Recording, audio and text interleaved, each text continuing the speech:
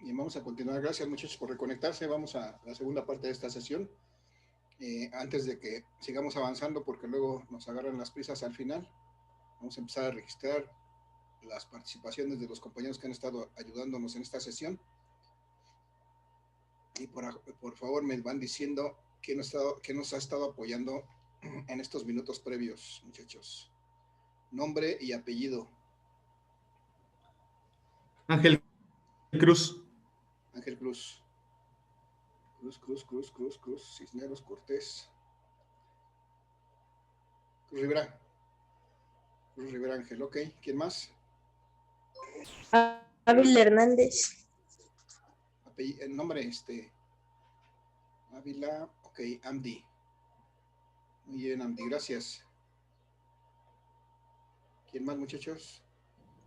Sánchez Yepes. Sánchez, ¿cuál es tu nombre? Sánchez Yepes. Ah, Sánchez Miguel. Yepes, perdón, Miguel, no te... No sé. Gracias, Miguel. ¿Quién más? Báez López. Báez. María Luisa, muy bien. ¿Quién más? Yo, profe. Leslie. García Martínez, Leslie, Danae, muy bien. ¿Quién más? Yo, profe. Nombre y apellido. Es Evelyn. Evelyn, no escuché tu apellido.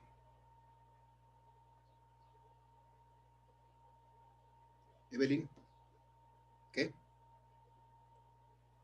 Es Cedro Rojo. ¿Cedro Rojo? Ok. Sí, profe. Cuellar, Cedro. Cisneros, Cedro Rojo, ok. ¿Quién me faltó, muchachos? Por ahí me dijeron, ya no lo escuché.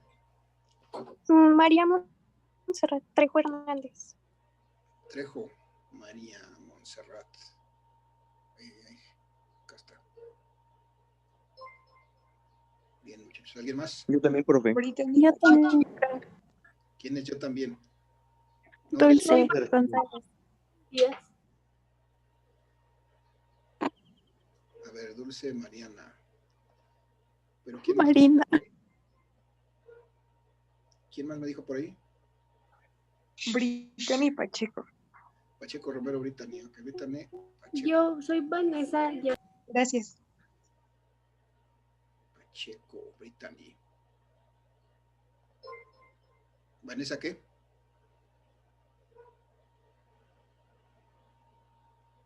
Muchachos, ya no escuché. ¿Alguien me faltó? Yo también, profe. Nombre y apellido. Alexander Esquivel. Alexander Esquivel. Alexander Esquivel. Cortés. Escobedo Esquivel, Alexander. Ok. Gracias, muchachos. Vamos a continuar entonces.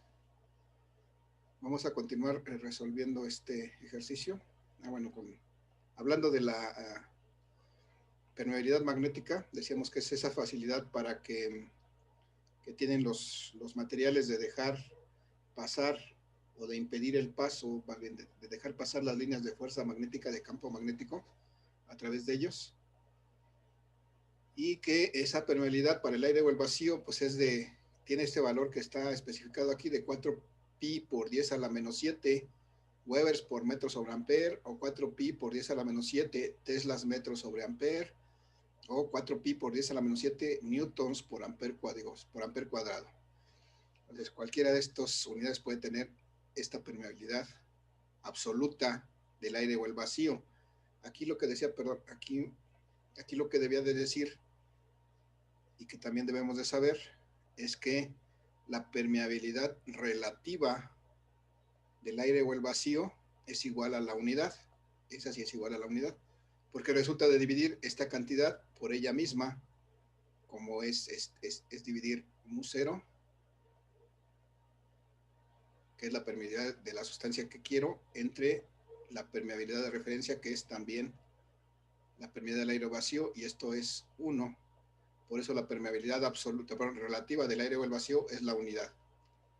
Entonces, en base a eso, muchachos, pues se pueden clasificar los materiales dependiendo qué tan fácil o tan difícil puedan pasar las líneas de campo magnético Entonces se clasifican los materiales en esta forma. Hay materiales que se llaman que son diamagnéticos.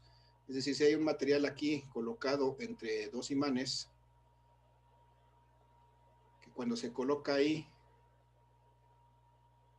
de alguna manera influye en las líneas de campo magnético. En este caso, estos materiales diamagnéticos hacen que las líneas que normalmente pasarían de norte a sur, de alguna manera se desvíen y no puedan pasar a través de ese material. Entonces estas líneas van a estar desviándose debido a este material. Y entonces lo que se da es una pequeña repulsión de este material. O sea, como si lo empujara. Las líneas no atraviesan este material, y la característica de estos materiales es que su permeabilidad relativa es menor que la unidad. O sea, son valores entre 0 y 1, pero menores que la unidad. Pero el efecto físico es que las líneas se deforman de alguna manera y no pasan a través de este material, de este cuerpo. Para el caso de los materiales paramagnéticos, que son estos segundos, si nosotros colocamos un material de este tipo, lo que va a pasar es que las líneas de campo magnético que van normalmente de norte a sur, o sea que van de aquí a acá, pues prácticamente no se van a enterar que existe este material. Es decir, se van a comportar como si lo que hubiera ahí fuera aire o vacío, y van a pasar prácticamente con la misma finalidad, con la misma facilidad como si no estuviera este material entre ellos. Entonces, la característica de estos materiales es que su permeabilidad relativa es muy similar a 1, no exactamente 1, muy similar a 1, pero pues entonces las líneas se comportan como si no hubiera nada ahí, como si hubiera aire o vacío ahí. Entonces las líneas pasan sin darse cuenta. Pero bueno, entonces, perdón, aquí me faltó algo. Aquí hay líneas que pasan del polo norte, pero hay líneas que pasan también a través del espacio, que no necesariamente tienen que pasar a través de ese cuerpo. En todos los casos, aquí también habrá líneas que pasen por el espacio para ir del polo norte al polo sur, por ambos lados.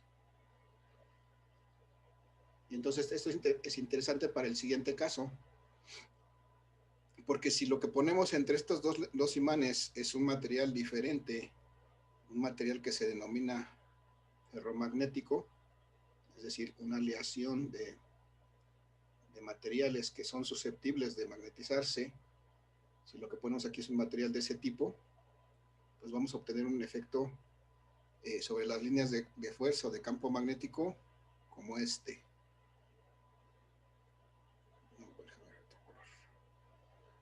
Como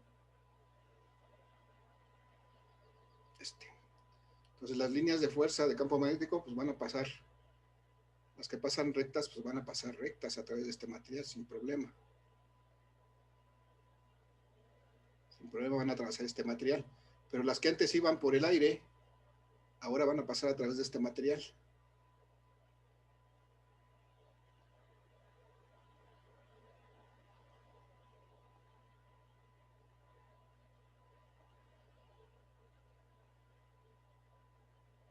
Entonces, ¿qué pasa cuando pasa eso, muchachos? ¿Alguien tiene una idea? Es porque ese material se imanta y creo que atrae las otras fuerzas. Ajá. Pero ¿qué es lo que pasa? Aquí lo que vemos es que hay más líneas de fuerza que se concentran en ese material, ¿no? Las que antes iban por el aire, ahora pasan a través de ese material. Es como si las atrajera y les diera un camino para pasar más fácilmente. ¿Sí? Eso es lo que quiero que visualicemos y que tratemos de entender aquí. Cuando yo pongo un material que tiene una permeabilidad relativa mucho mayor que la unidad, generalmente de decenas o centenas, esta permeabilidad relativa es un número de decenas o centenas o miles. Entonces, este material lo que hace es, de alguna manera, concentrar el campo magnético, es decir, las líneas de fuerza magnética que antes se tenían que ir a través del aire, ahora se concentran y pasan a través de ese material para llegar al polo contrario al que se dirigen, de tal manera que aquí en este material se concentran esas líneas de campo de fuerza magnética. Si no sé si se entiende la idea, muchachos. Preguntas, comentarios. Todo bien, profe. ¿Sí? ¿Se entiende la idea de la permeabilidad? Sí.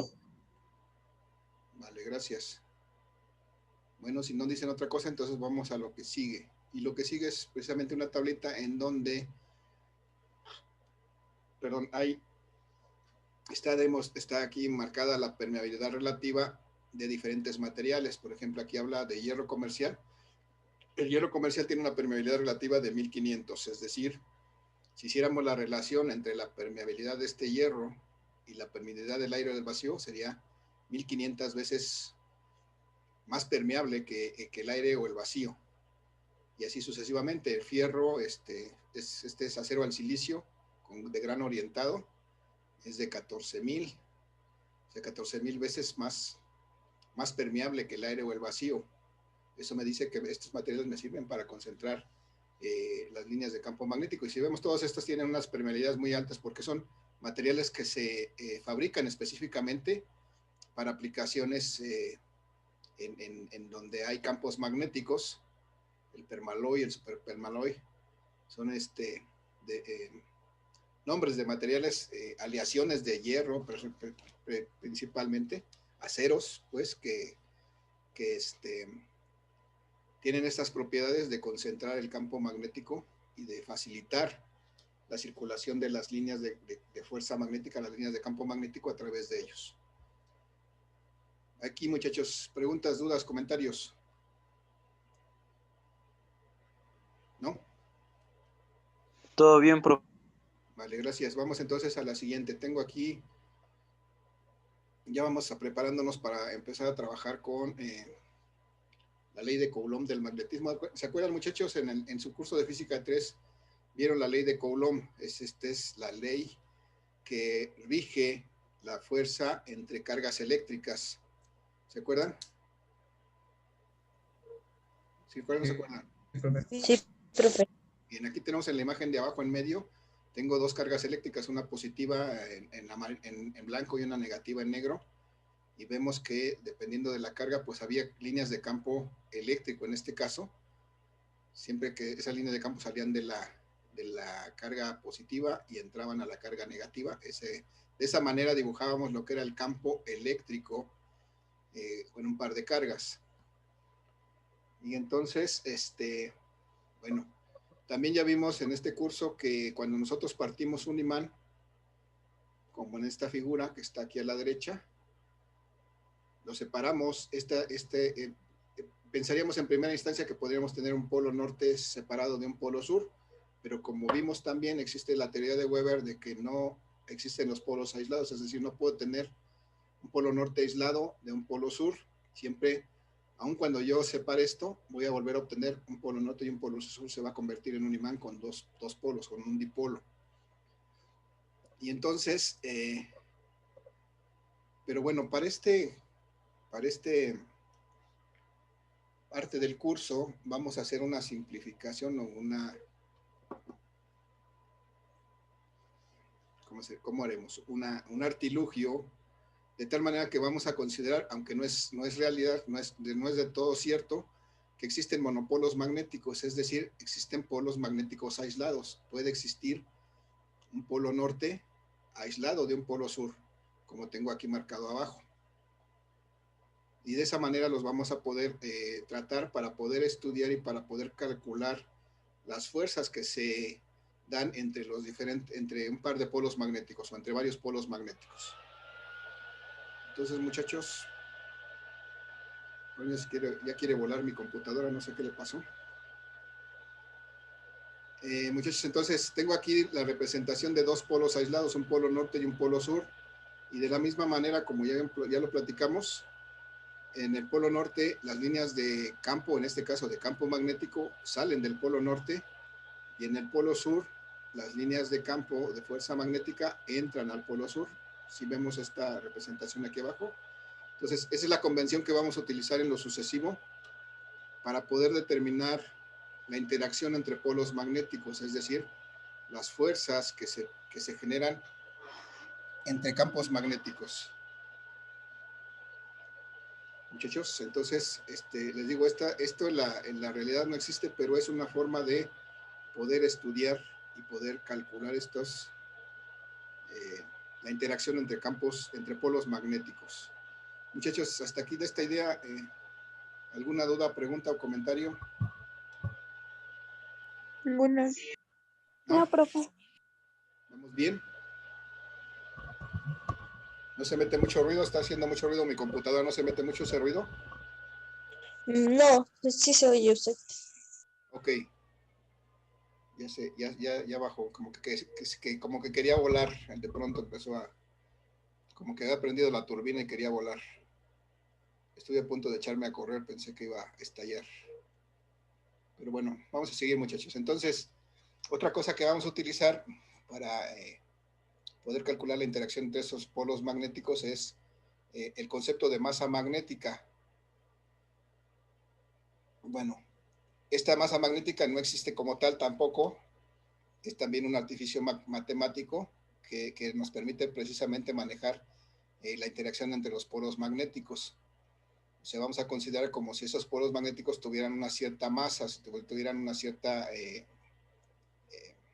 un algo que se les puede medir, que se denomina masa magnética, o que también podemos denominar como intensidad de polo magnético, o como carga magnética. De las tres maneras, como de forma similar, como si fueran cargas eléctricas, podemos llamarle a esa propiedad que tienen los polos magnéticos, a esa capacidad que tienen de interactuar con otros polos magnéticos, le podemos llamar la masa magnética, la intensidad de polo magnético o la carga magnética. Y les digo, nada más es un artificio matemático para poderlos operar. Bien. Como la masa magnética o la intensidad de polo magnético o la intensidad de carga o la carga magnética es una cantidad física, pues tiene unidades. Y las unidades que tiene esta masa magnética son estas, el amper metro. ¿Sí? Y un amper metro también corresponde a Weber. O sea, amper metro y Weber son exactamente lo mismo. Son unidades de masa magnética. Y entonces, ¿cómo se define este Weber o unidad, este amper metro? Pues de esta manera, si tenemos aquí dos masas magnéticas, una masa 1 y una masa 2, que, bueno, ahorita los pongo así porque así está la lámina, pero que normalmente vamos a representar con una letra P, como la intensidad de polo magnético 1 y la intensidad de polo magnético 2. Si estas dos masas magnéticas están separadas a una distancia de 1 metro, y cualquiera que sea su característica, ya sea que sean dos polos norte o dos polos sur, o un polo norte y un polo sur, pues lo importante es que cuando están de esa manera, pues se van a atraer o se van a rechazar con una fuerza igual a 10 a la menos 7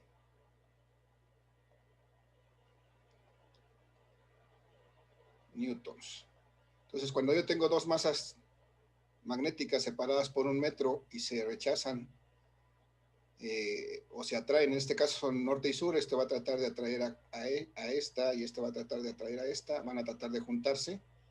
Esta fuerza que se genera entre estas dos polos magnéticos o dos masas magnéticas de atracción, en este caso va a tener este valor 10 a la menos 7 newtons, entonces aquí lo que tengo es un amper metro. Así está definida esta unidad. ¿Vale? Eso es lo que me dice mi lámina que tengo aquí abajo.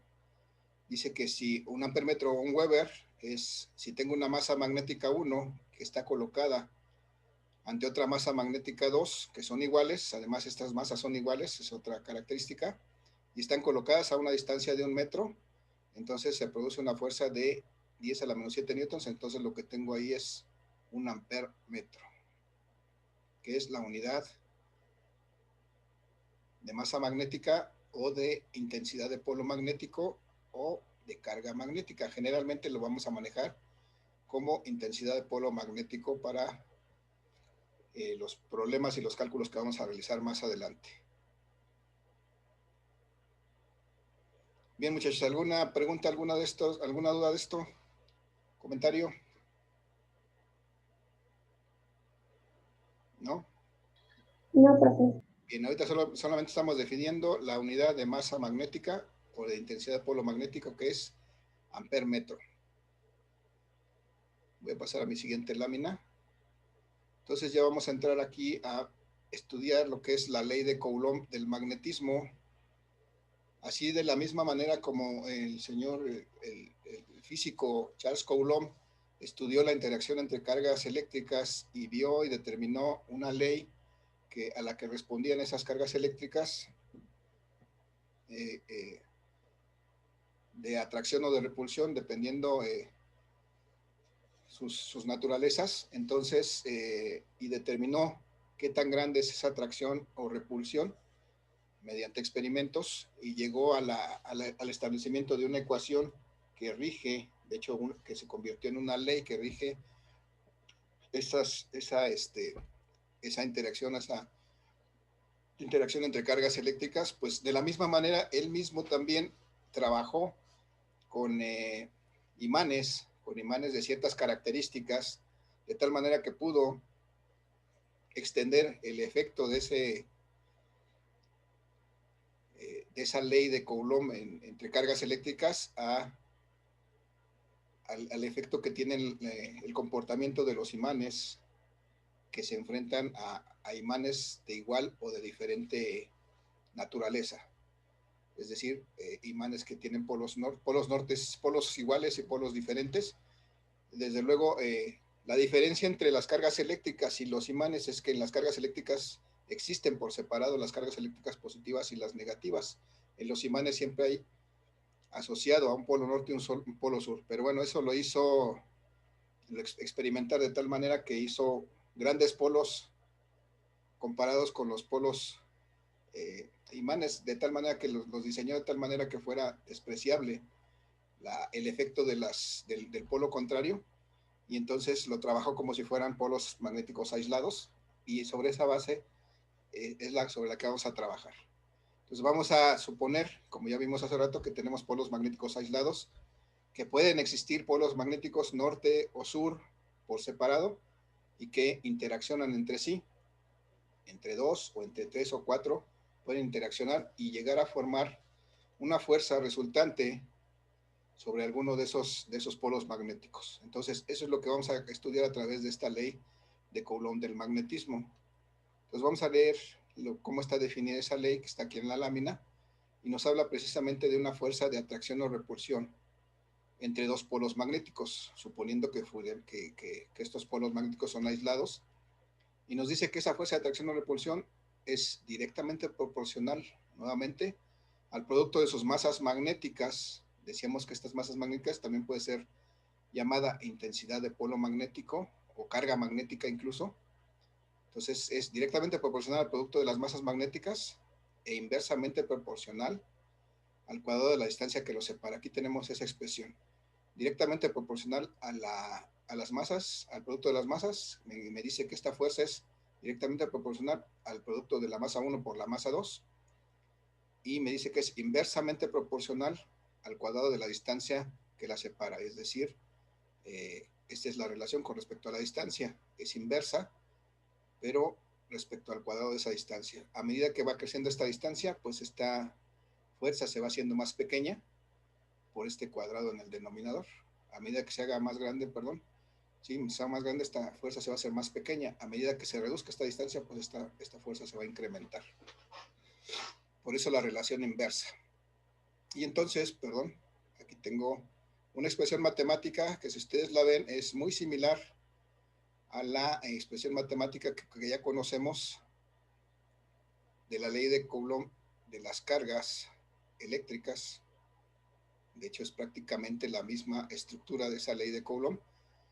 Me dice que la fuerza es directamente proporcional a las cargas, al producto de las masas, entre el cuadrado de la distancia, y afectados por un factor que me permite cambiar esa proporcionalidad a una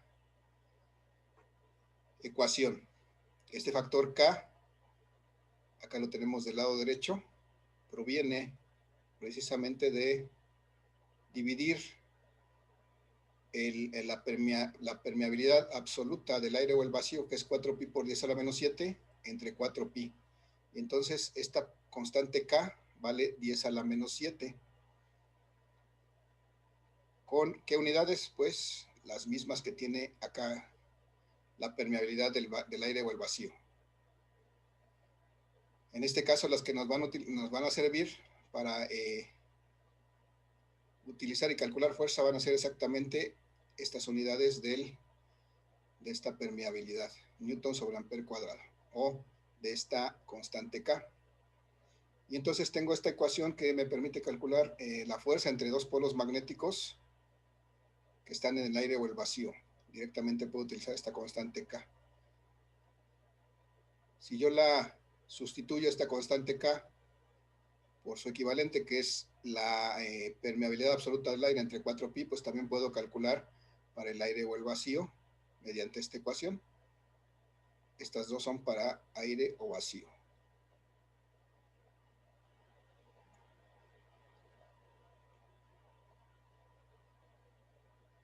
Y finalmente, si lo que hubiera entre estas dos cargas, pero entre estos dos polos magnéticos, no fuera aire o vacío, fuera cualquier otro material que tiene una permeabilidad absoluta diferente, pues entonces tendría que usar la ecuación que está más abajo. Si lo que conozco es su permeabilidad relativa, entonces tengo que encontrar su permeabilidad absoluta multiplicándola por la permeabilidad del aire al vacío para convertirla, y entonces por el resto de los factores, y esto es para cualquier material, cuando conozco su permeabilidad relativa.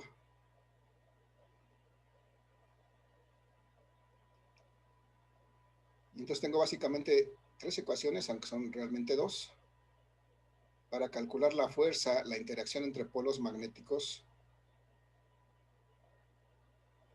por medio de esta ley de Coulomb del magnetismo. Y lo que vamos a hacer en las próximas sesiones es pues poder calcular esta fuerza, recordando que esta fuerza desde luego es un vector. Esta fuerza magnética, igual que la fuerza mecánica, que la fuerza eléctrica, es un vector. Entonces este vector desde luego va a tener una magnitud y va a tener una dirección. La ley de Coulomb lo único que nos permite es calcular la magnitud de esa fuerza. Para la dirección de esta fuerza vamos a tener que usar pues, las reglas del cálculo vectorial y algunas convenciones que vamos a ir viendo en los próximos minutos y en las próximas sesiones, muchachos. Pero hasta aquí, antes de pasar a eso, ¿alguna duda, alguna pregunta, comentario? Muchachos. No, profe. No, profesor. ¿Ya se espantaron o qué pasó? Bien, entonces aquí tenemos ejemplificados en la parte superior derecha de esta lámina, tengo dos polos norte y veo que cuando tengo dos polos norte, las fuerzas que se ejercen entre ellos apuntan hacia el centro, es decir, tienden a juntar ese polo norte y ese polo sur. Cuando tengo dos polos iguales, porque ya vimos también en la ley fundamental del magnetismo, de que los polos iguales se atraen y los polos iguales se repelen y los polos diferentes se atraen. Entonces, cuando tengo dos polos nortes enfrentados, se genera una fuerza entre ellos, cuyas direcciones van a tratar de separarlos, y entonces hay que tomar en cuenta esa convención para poder determinar precisamente la dirección de esa fuerza que se genera entre estos polos. Entonces, sin más preámbulo, muchachos, vamos a suponer que tengo aquí dos polos magnéticos, un polo, vamos a suponer que fuera un polo norte, que este fuera un polo sur, y entonces lo voy a denominar como el polo 1, lo voy a denominar como el polo 2, y entonces necesito determinar la fuerza que se ejerce entre estos dos polos. Muchachos, vamos a determinar antes de otra cosa, ¿Cuál es la dirección que tendría esa fuerza entre estos dos polos? ¿Hacia dónde apuntaría, por ejemplo, la fuerza que genera el polo 1 sobre este polo 2? ¿Alguien tiene una idea? ¿A la derecha? A la derecha, es decir, que este polo trataría de alejar a este polo sur. No, sería de que se atraen. No. Trataría de atraerlo, ¿no? Entonces vamos, Sí. lo primero que hacer, está bien la idea, pero vamos a ver, vamos a ir aterrizando esto. Entonces, para poder yo determinar la dirección en que se ejerce esa fuerza, lo primero que tengo que hacer es, como en el cálculo vectorial, como lo hicieron con las cargas eléctricas antes, lo primero que tengo que hacer es trazar una línea de acción de esas fuerzas. Y una línea de acción de esas fuerzas es unir los dos cuerpos, en este caso los dos polos, por medio de una línea de acción, una línea punteada, que es ahí, porque es ahí precisamente donde se van a manifestar estas fuerzas. Ahora sí, esta es la dirección que van a tener esas fuerzas. Ahora, ¿qué sentido va a tener? Por ejemplo, este polo norte, ¿qué va a tratar de hacerle a este polo sur? Lo va a intentar atraer. Lo va a intentar atraer, o sea, es como si le estuviera aplicando una fuerza en esta dirección. Este polo sur va a ser atraído por este polo norte, y entonces este polo norte, que es el polo 1, va a generar una fuerza sobre este polo sur, que es un vector, y entonces esta fuerza se va a llamar la fuerza que ejerce el polo 1 sobre el polo 2. ¿Sí me explico? Esta fuerza que estoy representando aquí con rojo es la fuerza que este polo 1 ejerce sobre este polo 2. Pero a la vez, muchachos, este polo sur que está del lado derecho ejerce una fuerza sobre este polo norte. ¿Cuál será la dirección de esa fuerza? ¿Hacia dónde apuntaría la fuerza que ejerce el polo sur sobre este polo norte? Sería para la derecha. Hacia la derecha. Hacia la derecha, o sea, trataría de acercarse, trataría de jalar al polo norte para que al final terminaran juntos, porque esa es su naturaleza, que traten de unirse, y entonces aquí sería la fuerza que el polo 2, que es el de la derecha, ejerce sobre el polo 1, que es el de la izquierda. Y entonces es un vector, pero además estas fuerzas en magnitud son iguales, ¿sí? Porque la misma fuerza con la que atrae el polo 2 al el polo 1 al polo 2 es igual a la fuerza con que el polo 2 atrae al polo 1. Entonces, en magnitudes, aquí no son vectores, aquí son magnitudes. Aquí los vectores sí son diferentes, pero las magnitudes son iguales. Ahora la pregunta es, ¿cómo calculo la fuerza que el polo 1 ejerce sobre el polo 2? ¿A qué será igual si supongo que lo que está aquí rodeando estos dos polos magnéticos es aire o vacío?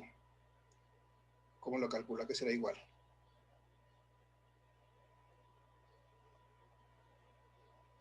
Muchachos, ¿alguna idea? ¿Lo tienen a la vista? ¿Sería con la primera fórmula? Ajá, muy bien. La primera fórmula que me dice que yo tengo que multiplicar la constante K por la intensidad, vamos a manejarlo así, la intensidad de polo magnético 1 por la intensidad de polo magnético 2, porque así lo vamos a manejar en el resto del curso, entre la distancia al cuadrado que separa esas cargas. No he puesto esa distancia, pero ahorita la pongo. Vamos a suponer que esas cargas están separadas, para hacerlo sencillo, con una distancia de 10 centímetros.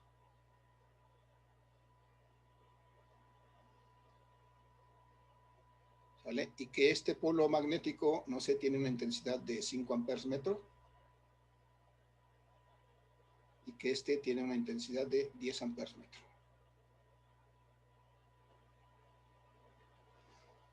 ¿Vale? Entonces tengo ya todos los datos que necesito para poder calcular la fuerza entre estos dos, entre estos dos polos magnéticos, y entonces voy a sustituir mis datos. La constante K, y que resulta de dividir la proporcional, perdón, permeabilidad absoluta del vacío entre 4pi, entonces son 10 a la menos 7 Webers, perdón, newtons sobre amper cuadrado. En este caso, como lo que queremos obtener es una fuerza, vamos a utilizar este factor, pero en estas unidades, newton sobre amper cuadrado. Y entonces eso va a ser multiplicado por la intensidad del polo 1, que es de 5 amperes metro, multiplicado por la intensidad del polo 2, que son 10 amperes metro, y dividido entre la distancia. Pero como estoy usando, muchachos, amperes y metros y newtons, esto corresponde a el sistema internacional. ¿Cómo debo expresar esta distancia, entonces, de 10 centímetros? En metros. ¿En qué nos dijiste, Brittany? Perdón. ¿Metros? Metros. ¿Cuánto será 10 centímetros en metros? 0.1. 0.1. Sí, hay que dividir 10 entre 100 y eso me da 0.1 metros. Bien, si hago este producto, entonces voy a tener que, bueno, voy a repetir para no saltarme, 10 por 10 a la, 10 a la menos 7 por 5 por 10 me da 50, pero aquí son newton sobre amper cuadrado, por 50 amperes cuadrados, metros cuadrados. Perdón, pero aquí me faltó algo, porque esta distancia va al cuadrado. Y entonces, ¿cuánto es 0.1 al cuadrado, muchachos? 0.01. 0.01, muy bien.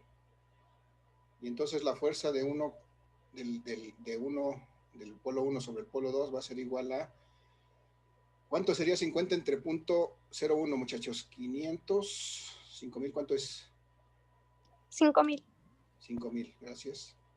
5,000 por 10 a la menos 7. Bien escrito, eso es. Bueno, aquí los amperes cuadrados se van, los metros cuadrados se van. Aquí también tengo metros cuadrados, me quedan newtons únicamente. Y estos son 5 por 10 a la menos 4 newtons. Creo que no nos da tiempo de más. Hasta ahí ya calculé la magnitud de esta fuerza. En la siguiente sesión concluimos para representar esto como un vector. Y pues les publico el ejercicio, muchachos. Se va a acabar la sesión, ahí lo vamos a dejar. Que tengan un excelente día, cuídense.